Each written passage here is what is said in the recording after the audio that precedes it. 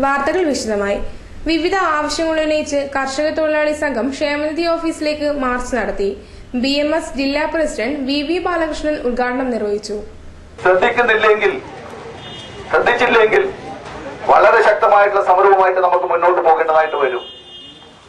ആ സമരത്തിൽ ഈ നാട്ടിലെ മുഴുവൻ നല്ലവരായിട്ടുള്ള അംഗങ്ങളുടെയും ഇതിൽ അംഗങ്ങളായി ചേർന്നിട്ടുള്ള മുഴുവൻ അംഗങ്ങളുടെയും പിന്തുണ ഈ അവസരത്തിൽ ഞാൻ അഭ്യർത്ഥിക്കുകയാണ്.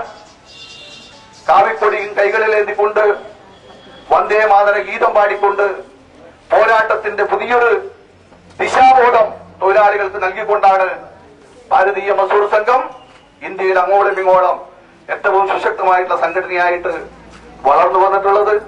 ആ സംഘടനയ്ക്ക് വേണ്ടി തൊഴിലാളികളുടേതായിട്ടുള്ള ആവശ്യങ്ങൾ ഉയർത്തിപ്പിടിച്ചു നടത്തുന്ന പ്രക്ഷോഭങ്ങളിൽ സജീവമായി പങ്കെടുത്തുകൊണ്ട് അത്തരം പ്രക്ഷോഭ സമരങ്ങൾ വിജയിപ്പിക്കാൻ മുന്നണി പോരാളികളായിട്ട് എല്ലാ സഹോദരന്മാരും ഉണ്ടാകണം എന്ന് മാത്രം ഈ അവസരത്തിൽ സൂചിപ്പിച്ചുകൊണ്ട് മറ്റു കാര്യങ്ങളെ സംബന്ധിച്ചൊക്കെ തന്നെ സംസാരിക്കുന്നതിന് വേണ്ടി പ്രാസംഗികന്മാർ ഉള്ളതുകൊണ്ട് മറ്റു കാര്യങ്ങളിലേക്ക് കടക്കുന്നില്ല.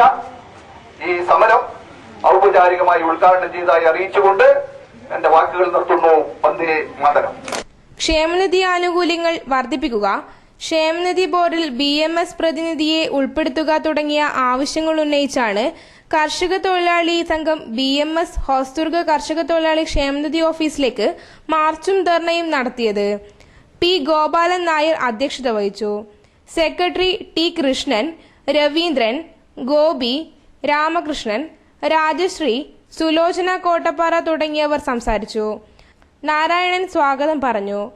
ധർണയ്ക്ക് മുന്നോടിയായി നോർത്ത് കോട്ടച്ചേരിയിൽ നിന്ന് ആരംഭിച്ച പ്രകടനത്തിന് K. കൃഷ്ണൻ, രാഘവൻ, ശ്രീധരൻ, ബാലകൃഷ്ണൻ തുടങ്ങിയവർ നേതൃത്വം നൽകി.